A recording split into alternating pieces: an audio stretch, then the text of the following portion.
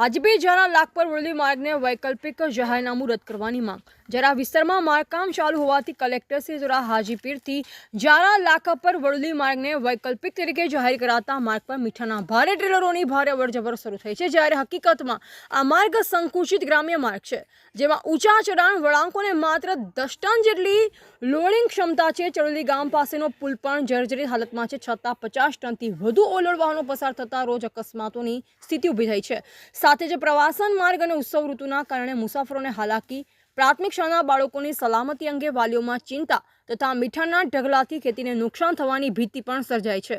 આથી તારીખ 5/2/2026ના રોજ લખપત મામલતદાર કચેરી સામે લાખાપર, ખટિયા, જારા અને વડુલીના ગ્રામજનોએ ધરણા અને શાળા બહિષ્કાર કર્યો। હવે મોટી દુર્ઘટના થાય તે પહેલા આ માર્ગને વૈકલ્પિક જાહેર કરેલ જાહેરનામું તાત્કાલિક રદ કરવાની માંગ ઉઠી છે, જે સંદર્ભે આજે જિલ્લા કલેક્ટરને આવેદનપત્ર પાઠવી રજૂઆત કરાઈ છે। મારું નામ હુસૈન રાયમા, પૂર્વ સદસ્ય લખપત તાલુકા પંચાયત। અત્યારે હાજીપીરથી દેસલપર સુધી 32 કિલોમીટરનો સીસી રોડ, સિમેન્ટવાળો રોડ બની રહે છે અને હાજીપીરમાં મીઠું ઉત્પાદન કરતી કંપનીઓ સત્યસ, અર્ચિયન અને ભગવતી જે રોજની 1000 મીઠાની ગાડીઓ લોડિંગ થાય છે અને કંડલા, મુન્દ્રા, સણોસરા અને જખૌ ખાતે જતી હોય છે।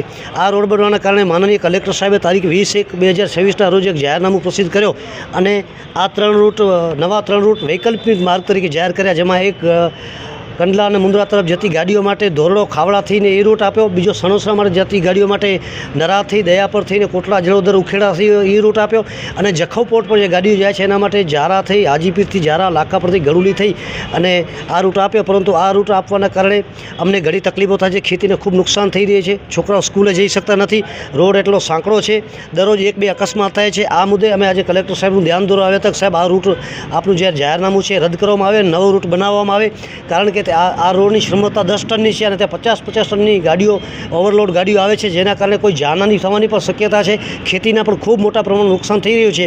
તો આજે અમે અહીંયા ગડુલી, લાખાપર, જારા, ખટિયા સહિત કિસાન સંઘના આગેવાનો સાથે માનનીય કલેક્ટર સાહેબશ્રીને રજૂઆત કરવા આવ્યા હતા।